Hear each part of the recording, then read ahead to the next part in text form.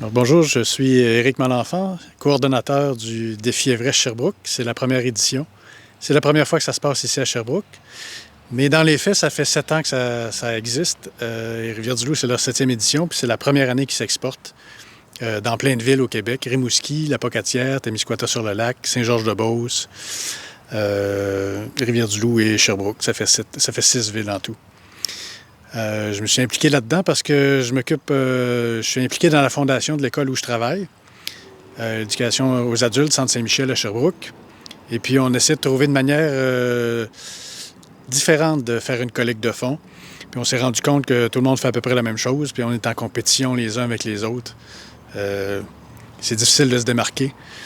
Et le génie du défi Everest, c'est que c'est un événement, c'est une collecte de fonds pour quiconque veut ramasser des fonds.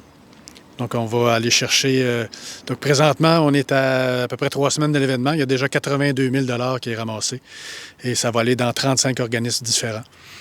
Puis, il y a à peu près 700 grimpeurs qui vont aller dans la côte Don Bosco le 6 octobre. Ils vont faire par équipe 200 montées, qui équivaut à 8 848 mètres le dénivelé du mont Everest. Pour moi, ça a été une planche de salut. C'est un événement...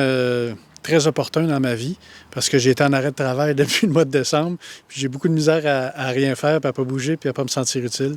Fait que, en septembre dernier, on est allé faire l'événement à Rivière-du-Loup, le 22 septembre 2019.